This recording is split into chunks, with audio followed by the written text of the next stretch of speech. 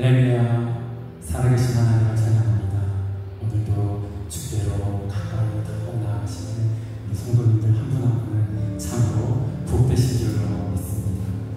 내 이 두 눈에 아무것도 보이지 않아도, 내 이 두 귀에 아무 소리가 들리지 않아도, 내 이 두 손에 잡히는 것이 없어도 우리 하나님은 살아계신 하나님이십니다. 주님, 이 밤에 나를 만나주시고 나를 찾아와 주시옵소서. 이 마음으로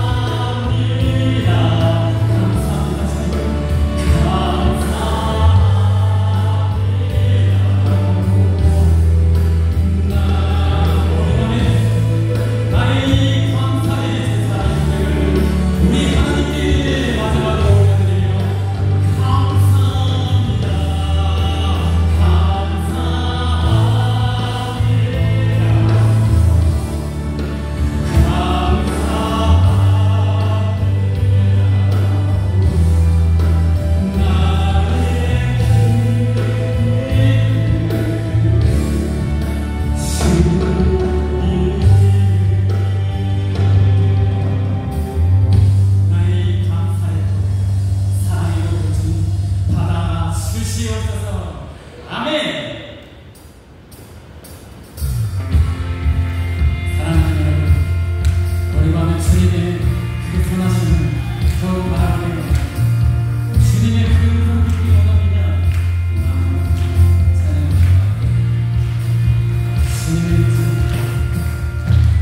주님의 임재 안에 주의 선하심 생각하네.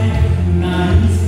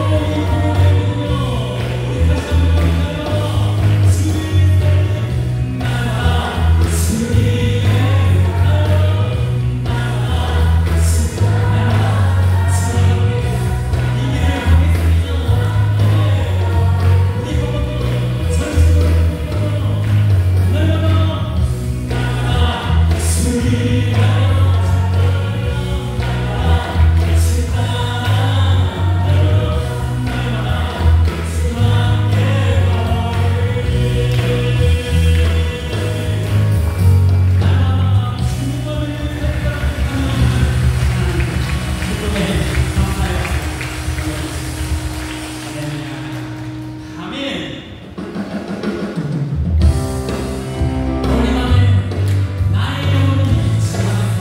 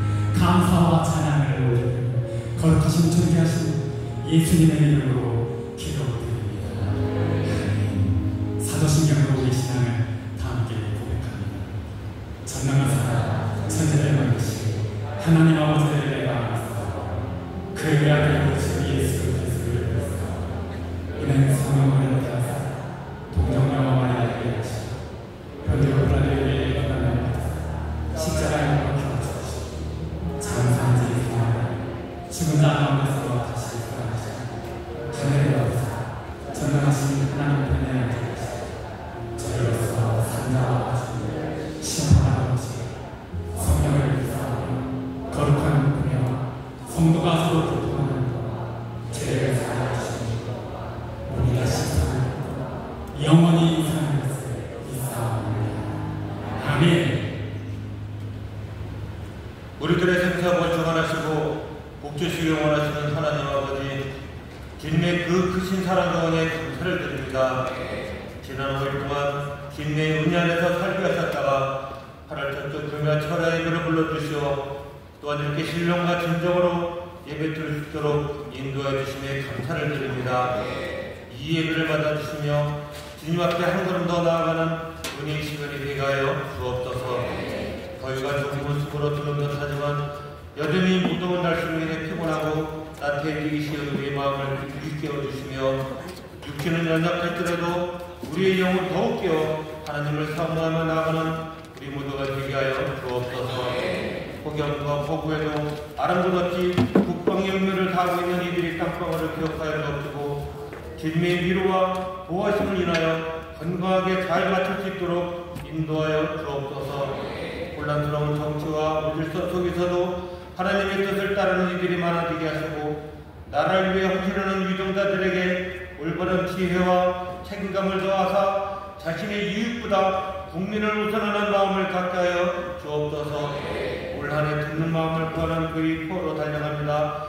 사람의 말보다 주님의 음성을 더욱 가까이 듣게 하시고 칭찬이나 빗발의 흔들림 없이 오직 주님만을 바라보며 정직하고 겸손하게 푯대를 향하여 달려나가는 우리 모두가 되게 하여 주옵소서.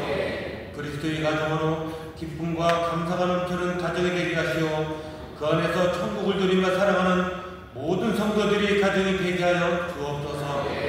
잠시 더위를 피하며 휴가를 보내는 성도들의 발걸음을 지켜주시고 잠시 쉼 속에서도 하나님의 자녀임을 잊지 않고 살아가게 하시며 사랑과 화목이 넘치는 귀한 시간이 되게 하여 주옵소서.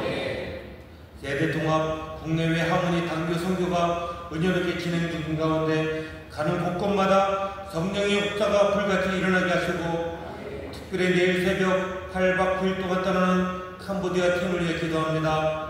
정치가 안정되어 돌아오는 그날까지 무사하고 건강하게 잘 다녀올 수 있도록 인도하여 주옵소서. 금요 철야 예배를 위하여 돕는 손길들을 기억하여 주옵시고 특성으로 준비한 기타 찬양들이 찬양할 주님 훈련감마다 주옵소서. 예배를 사모하여 적은 물질로도 정성을 다하여 준비하였사오니 기뻐받아 주옵소서. 오늘도 주님께서 귀하게 사랑하시는 담임 목사님 영육간의 강건함을 더하여 주옵시고 선포하시는 말씀마다 권세가 있고 능력이 있게 전달되어 듣는 우리의 심령이 변화되고 교회가 말씀 위에 굳건히 세워지길 원하오며 지금도 살아서 역사하시는 예수 이름으로 기도하옵나이다. 아멘.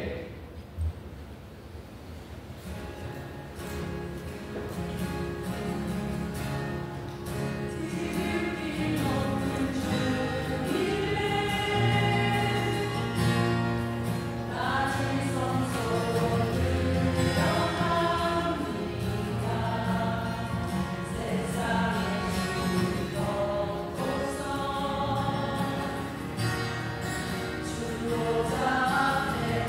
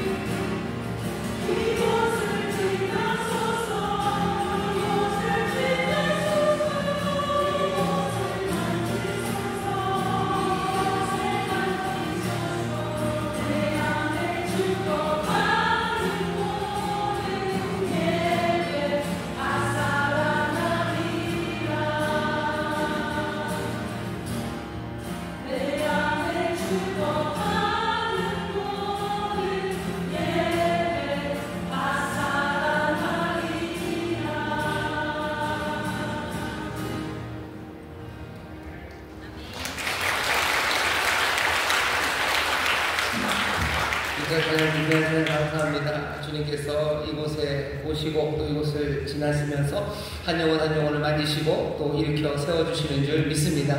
저기 계신 분들에게 서로 격려해 주세요. 주님 이곳에 우리와 함께 하십니다. 주님 이곳에 우리와 함께 하십니다. 함께 하시면서 그냥 가만히 앉아 계신 건 아니고요. 지금 찬양한 것처럼 지나다니십니다. 이곳을 지나다니시면서 또 한 영혼 한 영혼의 필요를 살피시고 또 우리에게 필요한 모든 구원의 역사를 이루시는 귀하고 아름다우신 주님이십니다. 그 주의 사랑이 이곳에 역사하는 한 사람도 없이 주 안에서 새 변화와 치료와 구원을 누리는 귀한 밤 되시기를 주의 이름으로 축원합니다. 저기 계신 분들에게 다시 한번 믿음으로 격려해 주셔요. 주님이 일하십니다. 주님이 일하십니다. 아멘. 감사합니다. 주님이 일하십니다. 오늘 금요철야 복된 날 하나님 앞에 나왔습니다. 여러 곳 함께 예배하는데 곳곳마다 주께서 은혜를 베풀어 주실 줄 믿습니다. 우리 박수로 격려할까요? 인천수로 건강함을 위해 박수 주시고요. 예배하는 사람 함께 예배하는 모든 분들 주의 은혜가 넘칠 줄 믿습니다. 고맙습니다. 오늘 우리 주신 하나님의 말씀 함께 찾겠습니다. 출애굽기 9장 말씀입니다. 죄송합니다. 출애굽기 7장입니다. 출애굽기 7장 1절부터 5절까지 말씀입니다. 성경을 펴주시죠. 출애굽기 7장 1절부터 5절까지 말씀입니다. 찾으시면서 들으실 것은 내일 온세토입니다. 우리 청소년 대교구에서 섬기는데요. 우리 중고등학생들과 함께 기도할 수 있는 귀하고 복된 시간입니다. 희귀한 시간이에요. 그런 시간이 그렇게 많지 않습니다. 희귀한 시간이니 또 희망이 넘치는 시간이기도 합니다. 우리 자녀들과 함께 나와서 같이 기도해 주시고요. 또 오고 가는 길에 하나님 얘기 나누셨으면 좋겠고 또 주의 말씀에 순종하는 이야기들 또 주님께서 우리 인도하시는 그 귀한 말씀들로 서로 격려하시고 위로하시고 기쁨을 나누시는 그런 귀한 새벽이 되기를 바랍니다.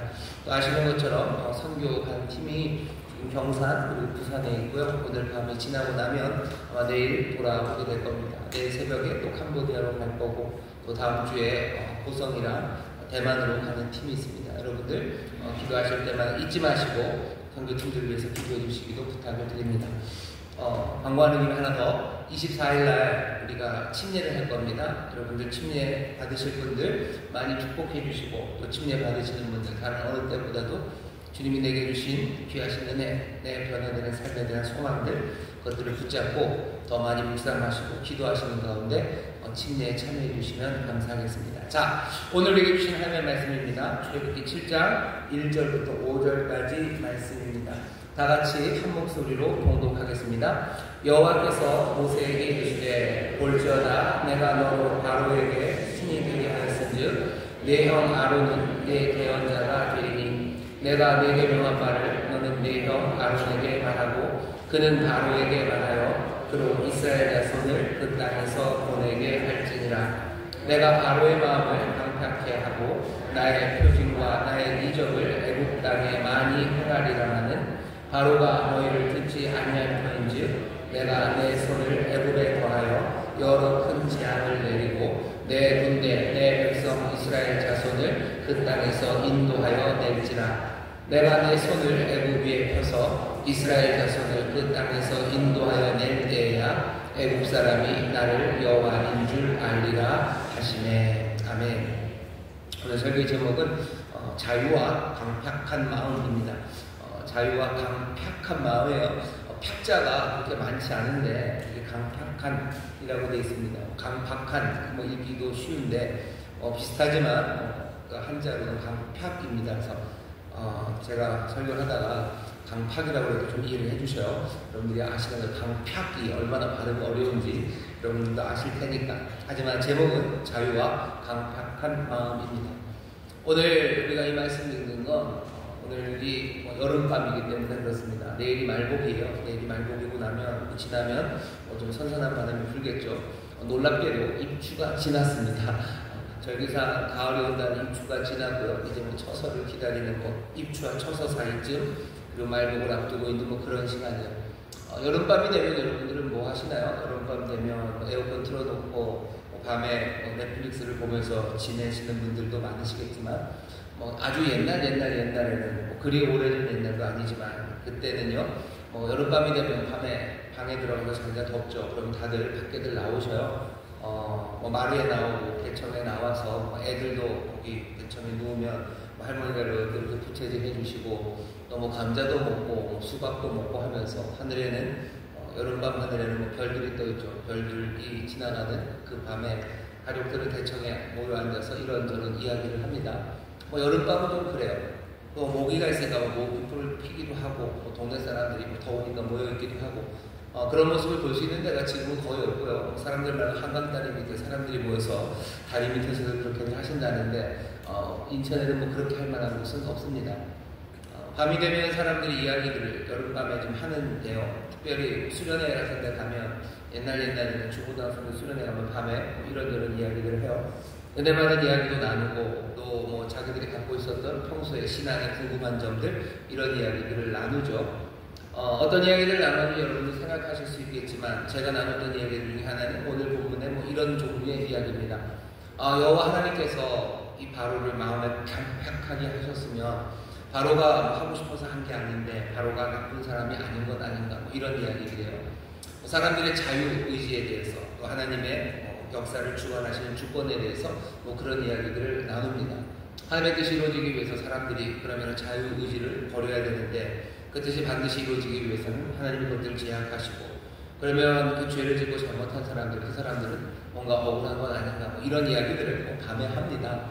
여름밤에는 별별 이야기들을 다 해요. 그런 이야기를 하면서 서로 목소리를 높이기도 하고 그러다가 그냥 잠이 들기도 합니다.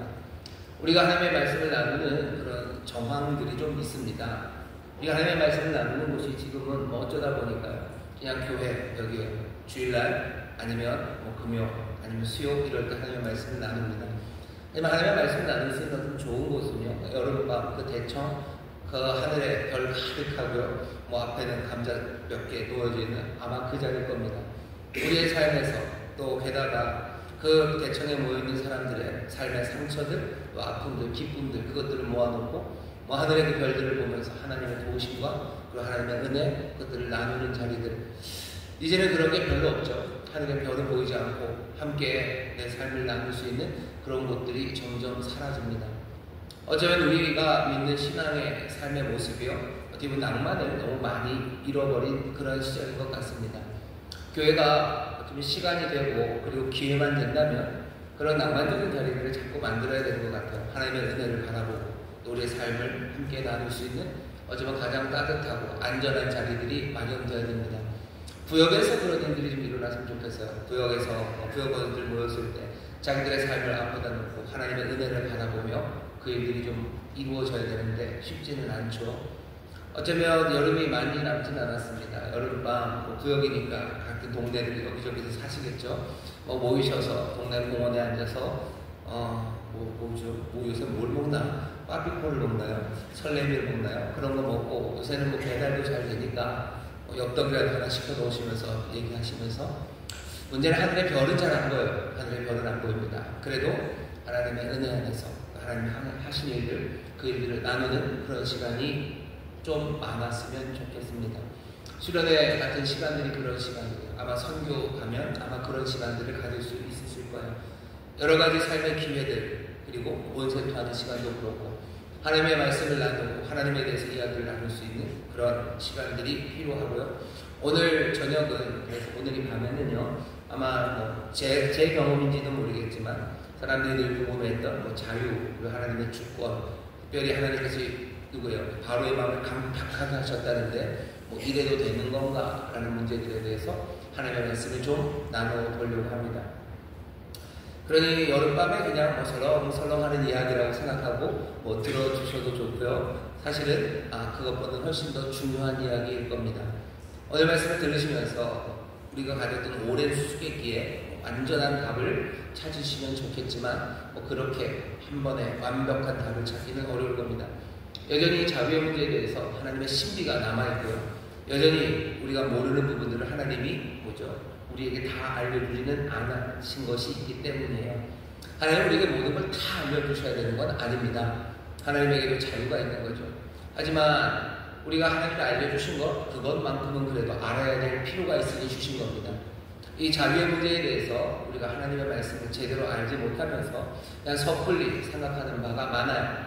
오늘 말씀을 좀 하나씩 살펴보면서 우리가 알아야 되는 것, 그리고 하나님이 우리에게 이미 알려주신 것, 그것 안에서 이 자유의 문제에 대해 우리가 어떤 태도를 취해야 되는지 한번 그 말씀을 나눠보려고 합니다. 오늘 우리가 다루는 문제는 오래된 수수께끼예요. 여기 첫 번째 재앙이 시작하기도 전입니다. 그때 하나님이 모세에게 오늘 본문 말씀을 하시는 거죠. 특별히 우리의 주목을 끄는 건 3절입니다. 내가 바로의 마음을 강팍케 하고 나의 표징과 나의 이적을 애굽 땅에 많이 행하리라마는 하나님의 하나님께서 바로의 마음을 강팍하게 하신답니다. 그러니 문제는 분명합니다. 뭐냐 하면 바로의 마음을 강팍하게 하시는 이가 하나님이셨대요. 그러면 바로의 자유, 그 자유는 어디에 있는가 하는 겁니다. 오늘 설교의 제목은 자유와 강팍한 마음입니다. 바로의 마음은 강팍해졌어요. 여호와께서 그렇게 하신대요. 그러면 바로의 자유는 어디에 있습니까? 애굽의 이 바로 왕에게 정말로 진정한 선택권이 있었다면 아니면 없었다면 둘 중에 하나라고 생각합니다. 그가 진정한 선택권이 있었다면 어떻게 되는 거야? 그의 마음을 강팍하게 된 책임은 바로 자신에게 있을 겁니다. 하지만 그가 선택한 것이 아니라면, 다시 말해서 하나님께서 그 마음을 통제하고 그의 반응을 결정하는 거라면 어떻게 바로가 유죄라고 말할 수 있겠느냐 하는 겁니다. 왜 바로가 잘못한 겁니까? 그런 일로 바로가 처벌받아야 됩니까? 라는 문제입니다. 하나님이 도대체 그렇게 일을 해놓으시고 어떤 권리를 하나님이 바로를 처벌하시냐고. 사람들은 그렇게 생각하고 하나님이시니까 해도 된다고 얘기하는데 그건 막다른 골목에서 정할 말이 없으면 그렇게 할 수밖에 없겠지만 우리에게 그렇게 궁한 답으로 몰아가시지는 않으셔요. 그거보다는 훨씬 더 많은 답을 주셨습니다. 세상을 심판하시는 이가 공정하게 판단해야 되는 것 아니냐고. 아브라함이 하나님께 감히 도발할 때 하나님은 거기에 대해서 네가 뭐냐고 따져묻지 않으셨어요. 아브라함 당시에 많은 신들은요, 신 마음대로죠. 신이 알아서 하는 거예요. 신이 정하면 오는 거고, 신이 이렇다면 이런 거지. 인간들이 뭘 잔소리를 합니까? 라는 게 태도였어요. 하나님이 소돔과 고모라를 심판하러 가실 때 아브라함이 그 여호와 하나님을 가로막으면서 했던 말입니다. 세상을 심판하시는 분께서는 공평하게 공정하게 판단해야 되는 거 아닙니까?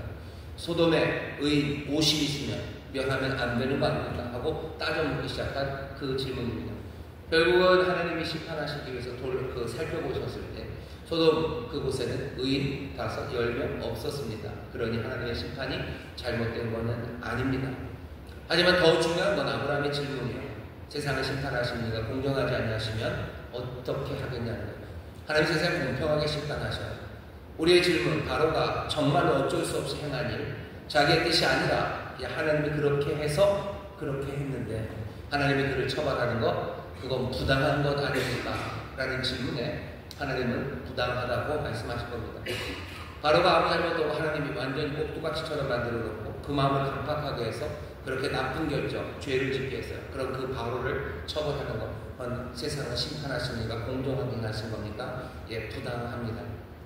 그러면 하나님이 바로를 야단치시고 그런 거 잘못된 것 아닙니까? 아니요, 전제가 틀렸어요. 전제는 뭐냐면 바로가 어쩔 수 없이 그 일을 하나님의 마음을 강팍하게 했기 때문에 그렇게 했다는 전제가 틀렸습니다. 아니, 여기 오늘 본문의 7장 3절에 보면 그렇게 얘기하지 않으셨습니까? 우리가 출애굽기를 잘 읽어보면요, 이 하나님의 말씀 안에, 이 성경 이야기 안에 우리가 지금 물어보는 이 질문에 대한 대답의 윤곽이 들어 있습니다. 그냥 더 간단하게 말씀드리면요, 애굽의 재앙이 10가지가 되는데 앞에 5가지 재앙이 나올 때까지는 뭐라고 되어 있냐면요, 바로가 자기의 마음을 강팍하게 합니다. 자기가 고집을 부리는 거예요. 그냥 자기가 싫은 거예요. 자기가 손해보는 것 같고 자기 자존심 상하는 것 같고 자기가 싫어서 보내지 않습니다. 그게 앞에 재앙 5번이에요. 앞에 재앙 5번, 그 앞에 엑스트라로 뱀을 만드는 그 일까지 합쳐서요. 7장 13절에 보면 바로의 마음이 강팍하여 그들을 듣지 아니하니 여호와의 말씀과 같더라. 바로의 마음이 강팍한 것, 바로가 강팍하게 마음을 먹은 겁니다. 첫 번째 재앙이라고 말할 수 있는 강물이 피가 되는 재앙이 있고 나서 7장 22절에도 보면 바로의 마음이 강팍하여 그들을 듣지 아니하니 여호와의 말씀과 같더라. 두 번째 재앙이 뭐죠? 개구리입니다. 8장 15절 보면 그 마음을 완강하게 하여 그들을 듣지 아니하였으니 여호와의 말씀과 같더라. 여호와의 말씀 무슨 거예요? 여호와의 말씀 같아요. 바로가 자기의 마음을 완강하게 합니다. 자기가 고집을 부려요. 자기가 강팍하게 합니다. 8장 19절에 보면 넘버 3죠. 세 번째 재앙 후에도 바로의 마음이 강팍해 되어 그들을 듣지 아니하였으니 여호와의 말씀과 같더라요. 네 번째 재앙 파리 재앙이 있고도 8장 32절입니다. 그러나 바로가 이때에도 마음을 완강케 하며 백성을 보내지 아니하였더라.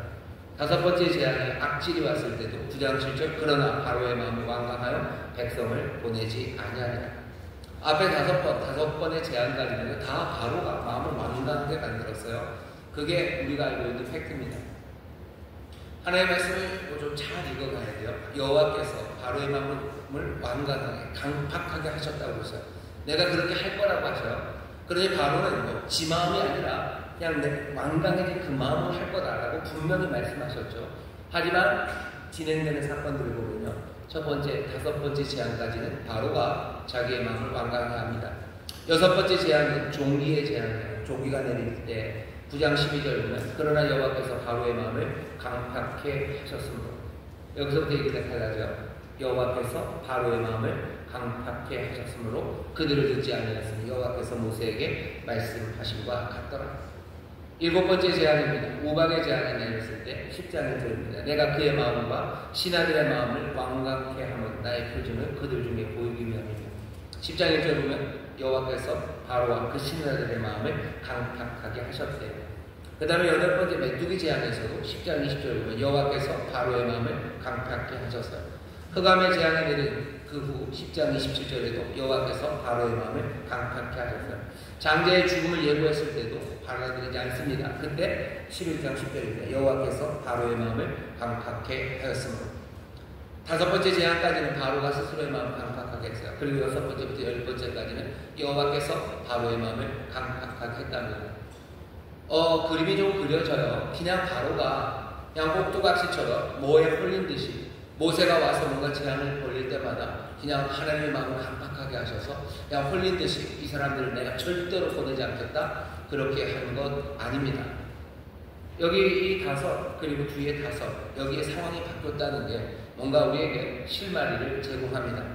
이 실마리를 사람들이 어떻게 풀어가냐면요, 이렇게 풀어가는 사람도 있어요. 뭐냐 하면 마지막 재앙 5가지는요, 앞에 바로가 행했던 5개의 자기의 완고함에 대한 처벌이라는 거죠. 이 사람이 바로가 강팍하게 자기의 마음을 그렇게 먹고요, 하나님의 뜻을 어긋나는 방식으로 여기 노예들을 보내지 않고 자기의 욕심, 자기 자존심, 자기의 명예 그것 때문에 사람들에게 자유를 주지 않습니다. 바로가 스스로 잘못한 것, 스스로 마음을 고집을 세운 거죠. 스스로 그 일을 했습니다. 너희 나중에 5번 하나님의 마음을 강팍하게 하시는 일은 이 강팍함에 대한 하나님의 처벌이죠. 하나님의 벌처럼 주어졌다. 그러면 바로가 행한 일에 대해서 하나님이 벌 주시고 잘못됐다고 말하는 것, 거기에 그렇게 큰 문제는 없어 보입니다. 우리가 처음 물었던 질문이 그거죠. 바로가 선택권이 없었다면 바로를 정죄하시고 바로가 잘못됐다고 하고 바로를 심판하시는 하나님 부당한 것 아니냐? 아니, 말하는 거죠. 5번 하나님 앞에서 이 사람이 이렇게 했기에 하나님이 이미 벌 주시기 시작한 거죠. 잘못에 벌 주셨어요. 여기 문제가 있냐라고 말할 수 있습니다. 그러니 바로의 예를 들면서 바로를 여호와께서 강팍하게 하셔서 그렇게 벌 주시는 것, 하나님은 부당하시다, 세상을 심판하시는 이가 공정하지 않으신 것 아닌가라는 어쩌면 질문은 이런 설명 안에서 힘을 잃게 됩니다. 두 번째, 이런 이야기를 다섯으로 나뉘어진 이야기를 또 사용해서 문제를 풀어가는 실마리 중에 하나는요, 어떻게 보면 굉장히 독특한 생각입니다. 사람들이 이렇게도 설명해요. 뭐냐면 하나님이 바로의 마음을 계속해서 그 5번 하고 나서도 그 뒤에 강팍하게 하신 것은 오히려 바로에게 자유를 보장하기 위해서라고 말하는 겁니다. 이해가 잘 안 되죠? 뭐냐면 이런 거예요. 사람들이 주변에 있는 바로의 신하들이요, 바로에게 맞서서 말합니다. 3번째, 이해 재앙이 내려졌을 때 바로의 그 술객들이 얘기해요. 이건 사람이 할 수 있는 일 아니라고, 이건 여호와 하나님의 역사가 분명하다고 얘기를 해줘요.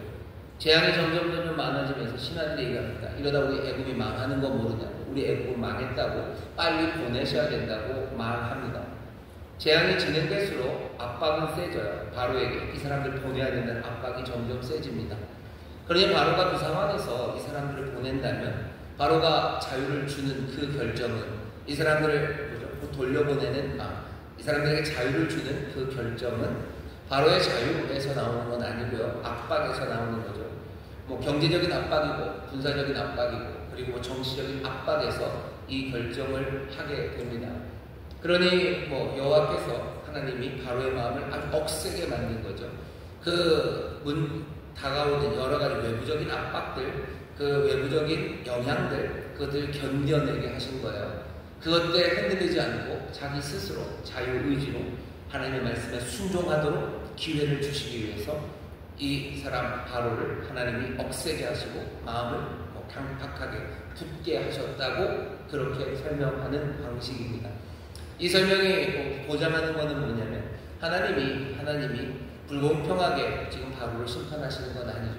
마음을 강팍하게 한 게 하나님이 바로에게 나쁜 영향, 그러니까 심판에 있어서 마이너스가 되는 요인을 준 게 아니라 오히려 자유의지로 하나님의 뜻을 따르는 그 일에 도움을 주기 위해서 하나님이 하신 거예요. 그러니 여호와께서 바로의 마음을 강팍하게 하시고 그게 그렇게 부당한 일은 아닙니다. 오히려 바로에게 은혜를 끼쳤다는 그런 설명입니다.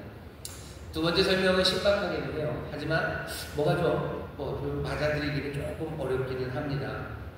사람들이 이 다섯으로 나눠진 방식으로 하나님이 바로에게 도대체 무엇을 하셨는가, 도대체 바로에게 무슨 일이 일어났는가에 대한 어쩌면 이 실마리의 그 3번째 방법은요, 뭐냐면 그리고 죄에 대한 어쩌면 새로운은 아니고요, 죄에 대한 그리고 악에 대한 이해입니다.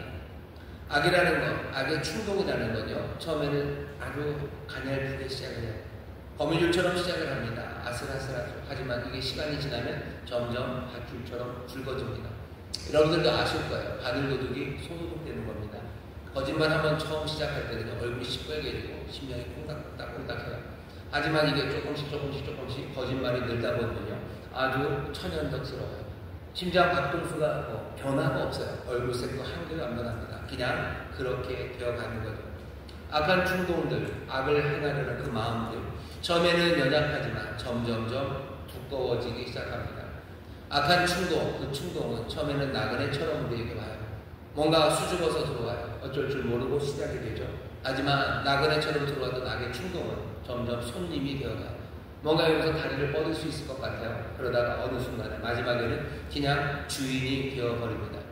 악의 충동이 우리 안에서 주인이 되어버려요. 그게 그냥 내 삶인 것처럼 그렇게 살아갑니다. 악이라는 건 얼굴이 두 가지가 있어요. 하나는 바깥으로 향하는 거죠. 악은 피해자에게 악한 행동들을 합니다. 하지만 악은 바깥으로만 나가지는 않아요. 그 악은 내부로 향하는데요. 그건 가해자, 바로 그 악을 행하는 그 사람에게 삶을 묶어놓는 그물이 되어갑니다. 악이라는 건 뭐예요? 내 안에 들어온 악은 남을 해하는 것이 끝나지 않아요. 나는 그 악에 사로잡혀가기 시작합니다. 처음에는 나그네처럼, 그 다음에 손님처럼, 그 다음에는 주인처럼 자리 잡기 시작합니다. 거미줄처럼 얇았던 것이 밧줄처럼 굵어집니다. 그리 빠르지는 않을 거예요. 느리지만 확실하게 그 사람들은 자유를 잃어가기 시작하고요. 악은 이제 내 삶의 주인이 돼요. 내가 주인이 아니라 나는 악의 노예가 되어가기 시작하는 겁니다. 사람들이 그런 사람들을 봐요. 히틀러, 스탈린, 우리가 알고 있는 수많은 독재자들, 뭔가 좋은 것들을 옳건 그르던 간에 뭔가 이성적으로 시작했던 사람들이에요. 하지만 잡혀가기 시작하죠. 강박에 잡혀가기 시작하고, 그리고 나서는 그 죄악이, 악함이 그 사람을 사로잡아서 자신뿐 아니라 주변에 있는 모든 사람들을 다 엉망으로 만들어 갑니다. 바로가 하는 일을 잘 보셔요. 바로가 하는 일. 앞에 5, 그리고 뒤에 5입니다. 처음에 바로가 못 보내겠다고 했을 때 어쩌면 자존심 문제였는지도 몰라요. 내가 제국의 왕인데 내 노예를 내가 보내야 될 일이 없죠. 어쩌면 자존심에 얘네들 보냈다가는 내 경제적인 타격, 또 얘네들 보냈다가 군사적인 타격, 여러 가지 계산들을 합니다. 그리고 하나님을, 여호와 하나님에 대해서 존경의 마음, 그런 걸 표할 생각이 없어요. 처음에는 자기가 그렇게 판단을 해서 그렇게 합니다. 하지만 점점 시간이 지나가면서 그 다음부터는 마음이 강팍해지기 시작합니다. 그때는 내가 내 판단이 아니에요. 그때는 내 판단이 아닙니다. 죄가, 악이 판단하고요. 나는 거기에 끌려가기 시작할 뿐입니다. 마음은 강팍해져서요. 그 자유를 잃어버리는 겁니다. 세상이 자유를 말하는 방식들, 철학이나 아니면 다른 곳에서 자유를 말하는 방식들은 항상 이런 식이에요. 뭐냐면 우리는 둘 중에 하나라는 거죠. 우리는 항상 자유롭거나 아니면 결코 자유롭지 않거나요. 어떤 사람들은 우리가 항상 자유롭다고 말하는 철학자들이 있어요. 또 어떤 사람들은 우리는 항상 자유롭지 못하다고 말하는 철학자들이나 아니면 그런 생각을 전하는 사람들이 있습니다. 요새는 누가 더 많은가 하면요, 우리의 생각은 자유롭지 못하다고 말하는 사람들이 훨씬 더 많습니다. 사회적으로, 그리고 경제적으로, 그리고 또는 어쩌면 유전적인 결정론으로, 역사, 그리고 역사의 필연성, 그런 것들을 믿는 사람들이에요. 내가 그렇게 살아가는 건 내 유전자 때문이죠. 유전자가 필연적으로. 경제적인 조건들이 하부 구조가 상부 구조를 제약합니다. 노동자는 항상 노동자처럼 판단하게 되고, 그리고 또 자본가는 자본가처럼 판단하게 돼요.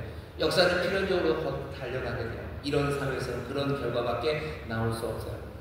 사람들은 역사의 필연성을 더 말하는, 그러니 자유는 없다고 말하는 사람들은 그렇게 둘 중에 하나예요. 항상 자유롭거나 아니면 결코 자유롭지 않다고 생각합니다.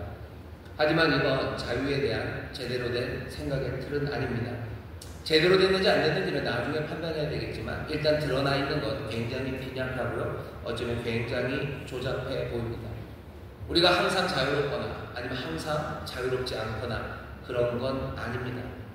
자유가 아니면 도다, 그런 믿음은요 너무 단순합니다. 우리가 항상 자유를 누리거나 아니면 전혀 자유를 누리지 못하거나 그런 것들은, 그런 생각은요, 자유가 어쩌면 정도가 있다는 거죠. 자유에도 스케일이 있고요, 과정이 있고요, 그리고 뭔가 연속적이라는 사실, 그 사실을 배제하는 거예요. 오늘 우리가 읽는 본문을 보면요, 적어도 성경은 이 자유라는 걸 우리가 자유하다 아니면 자유하지 않다, 우리는 둘 중에 하나다라는 이상한 생각, 사람들은 그렇게 생각하고 가르치지만 그 생각에 전혀 다른 이야기를 우리에게 전하는 겁니다. 지금 말하는 바는 뭐죠? 자유는 얻을 수도 있어요. 그리고 잃어버릴 수도 있습니다. 그리고 그 상실은 굉장히 점진적입니다. 아마 바로는 처음에 자유로웠을 거예요. 하지만 점점점 그 자유를 잃어갑니다.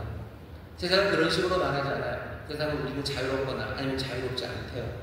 그런데 오늘 말씀 그렇지는 않죠. 우리는 자유를 얻을 수도 있어요. 잃어버릴 수도 있어요. 그리고 그 상실은 점진적입니다. 우리가 의지가 있다 없다, 아니요, 의지를 지속적으로 사용하면 계속해서 그 의지가 살아날 겁니다.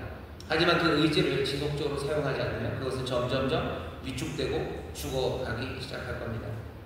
그런 자유를 사용하지 못하고 점점 그 자유가 죽어가기 시작할 때 우리는 뭔가 삶의 주인이 아니라 객체가 되어가기 시작하는 거죠.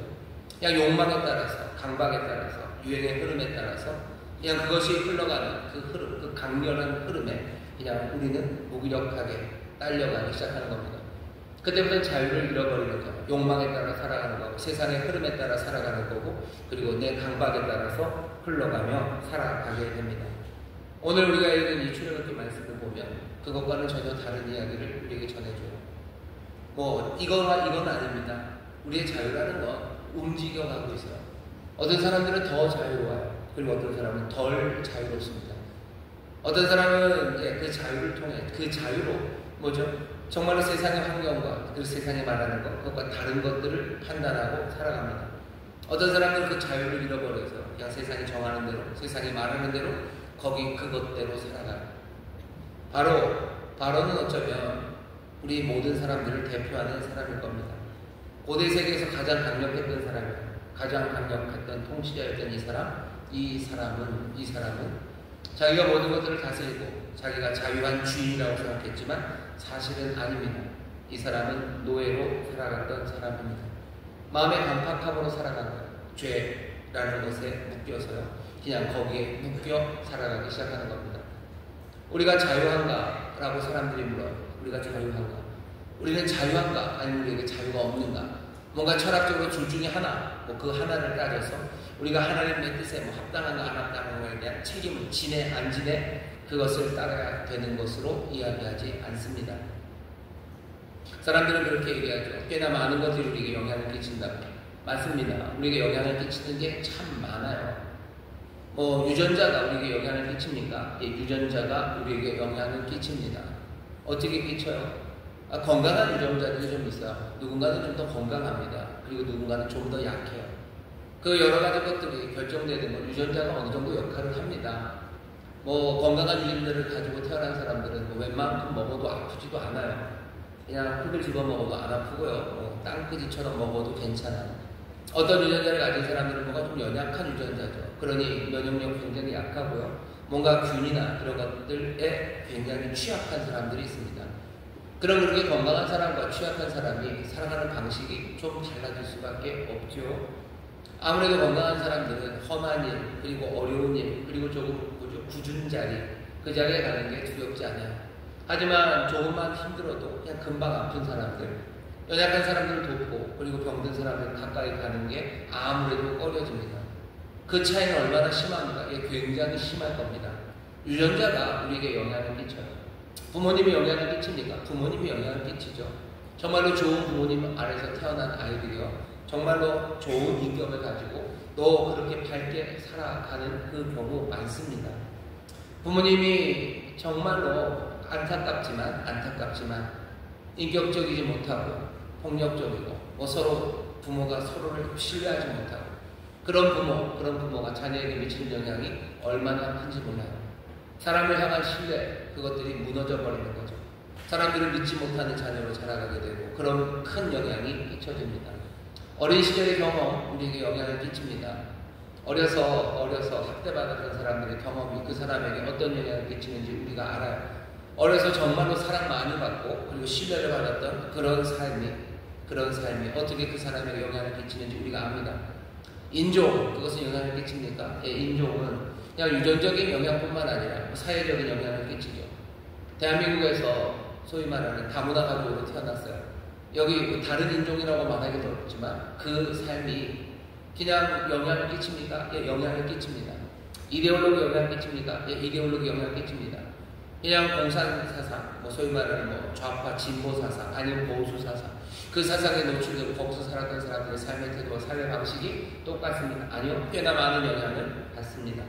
문화의 영향, 계급의 영향, 환경의 영향, 모든 우리를 둘러싼 것들에서 우리가 영향을 받고요. 그것들은 영향을 끼쳐요. 하지만 영향력이라는 것이 우리의 삶을 통제는 아닙니다.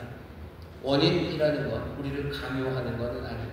세상에 코즈라는 것들이 있죠. 원인이 있어요. 비코즈라는 것들이 있어요. 하지만 그것이 우리의 삶을 강요하지는 않습니다. 사람들은 그런 거라고 자꾸 얘기를 해요. 자꾸 얘기를 하죠. 하지만 하나님의 말씀은 그렇게 가르치지는 않아요. 빼앗길 수 없는 자유가 우리에게 있습니다. 어떻게 대응할지 결정할 수 있는 자유가 있어요. 아우슈비츠라는 곳 아시죠? 히틀러가 만든 아우슈비츠에서 사람들이 정말로 비인간적인 대우를 받아요. 죽음을 앞둔 사람들. 아우슈비츠 수용소에 있는 사람들이 유대인들이 수십만, 수천이 거기 잡혀 있는데요. 죽음을 앞둔 그 사람들이 몽땅 성자처럼 살진 않아요. 사람들이 죽음을 앞두고 처절하게 비열해지고요. 처절하게 그리고 폭력적인 변화고요. 사람들이 처절한 절망 안에서 말도 안 되는 악과 그리고 악다구니가 아우슈비츠에 있습니다.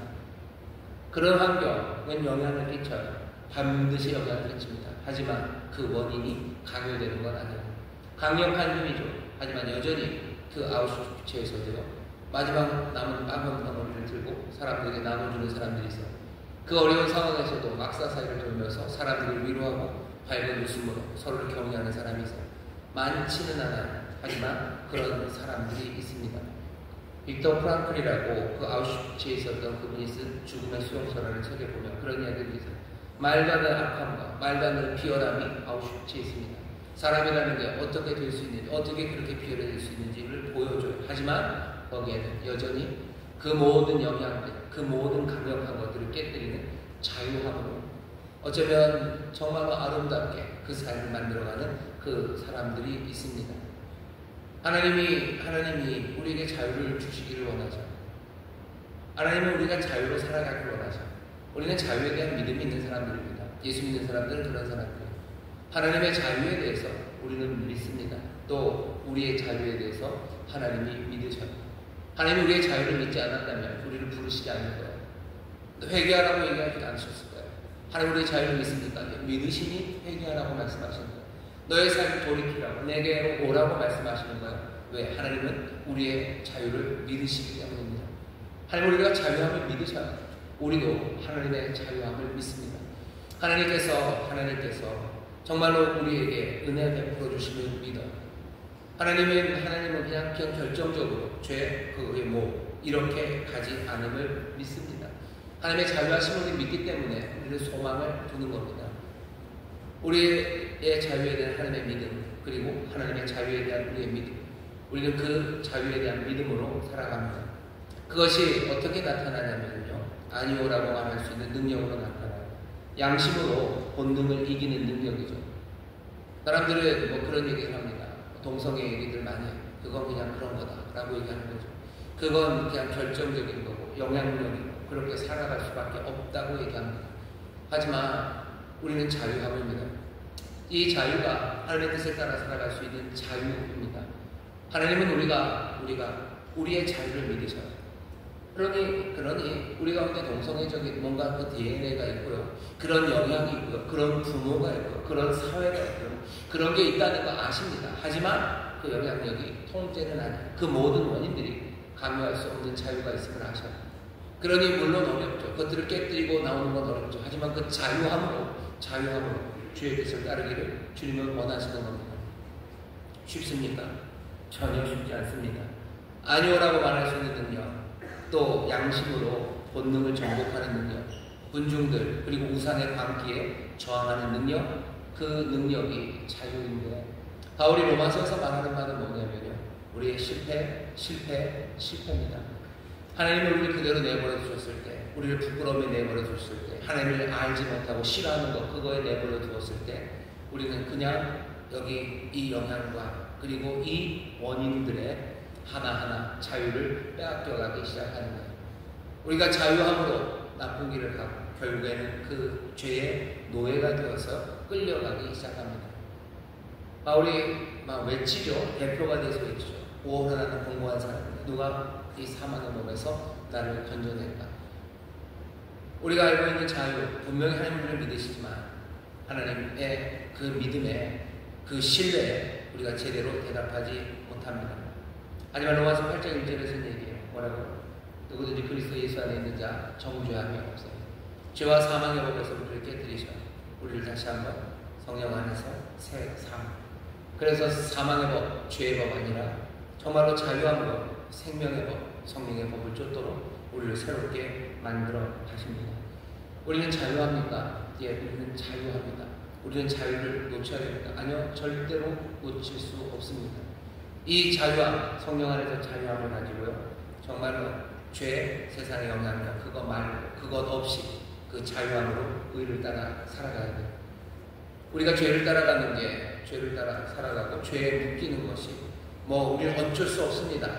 맞아요. 그건 어쩔 수 없으니 내 잘못이 아니라고요. 어쩔 수 없는 그 자유를 잃어버리는 자리로 우리가 걸어 들어간 겁니다.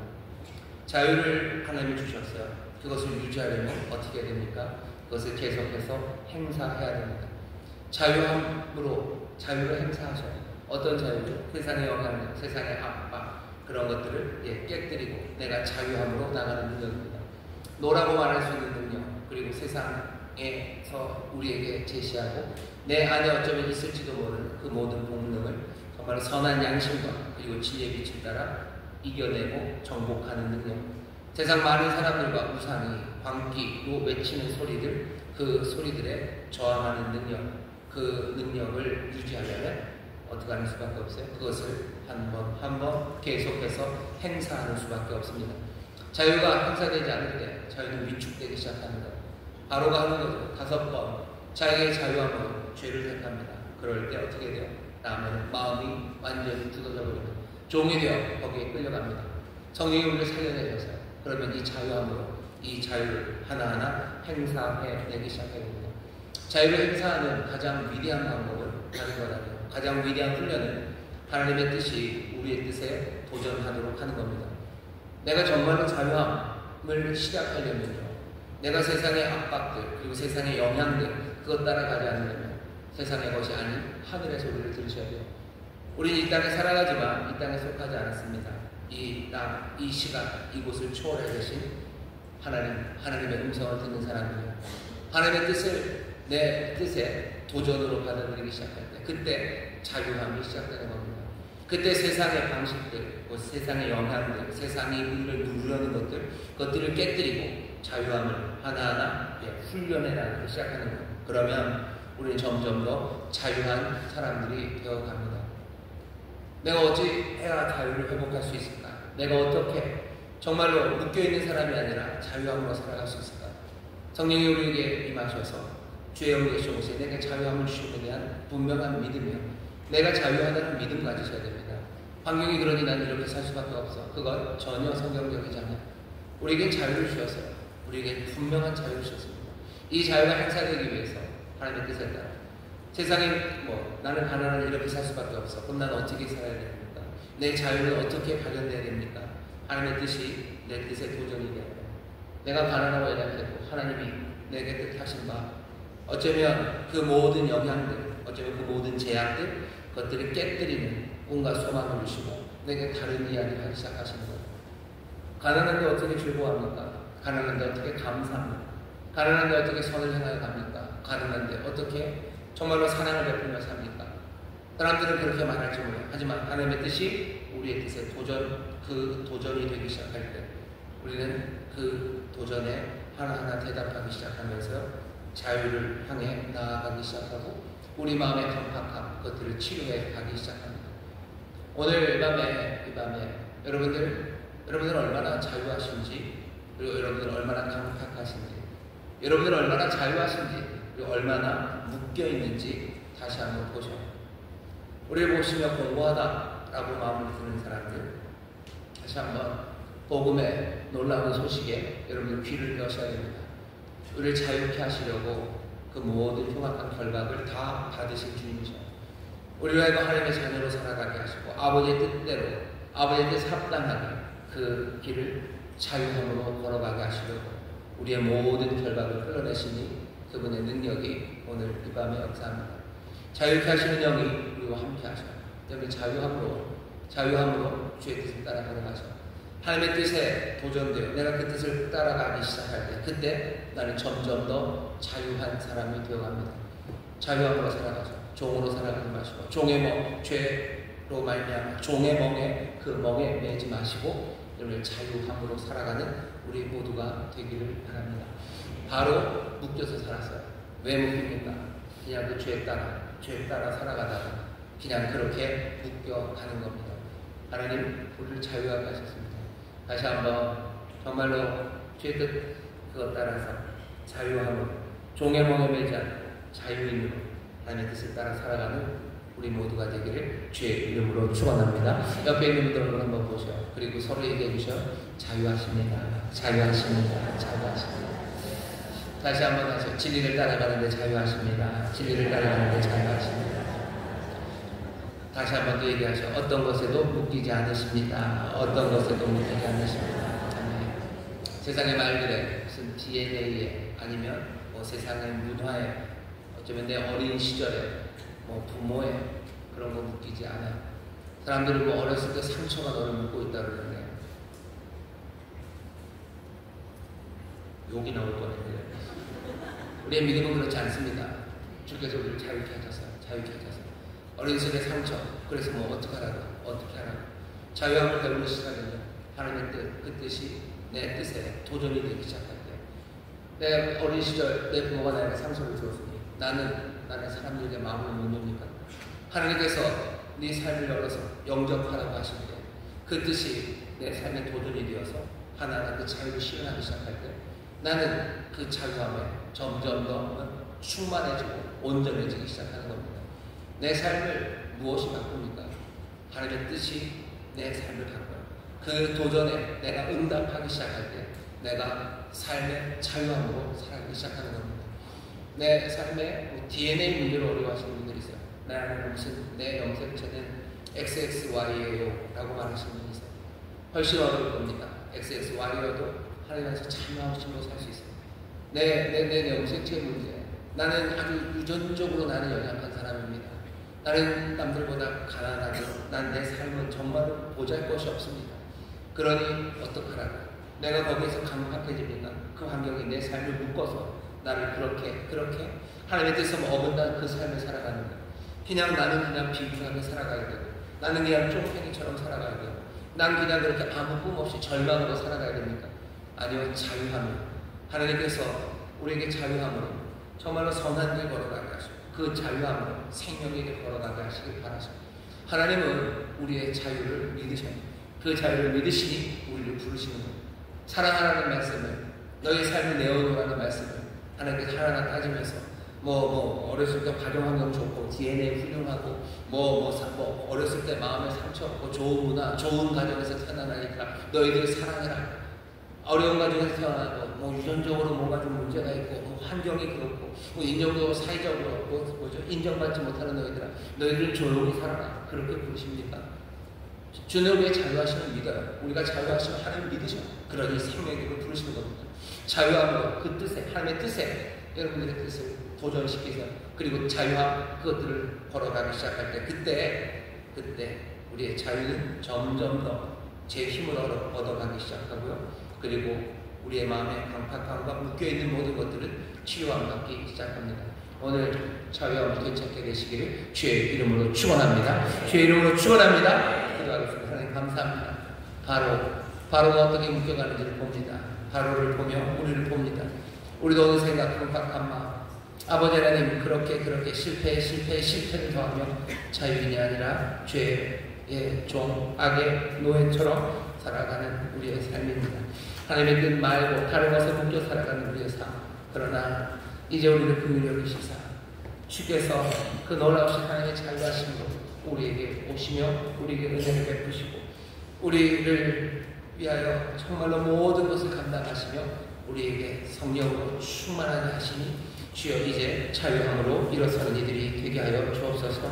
주여 하나님의 뜻 아버지 그 뜻 따라 걸어가는 가운데 점점 더 자유로워지는 이들입니다.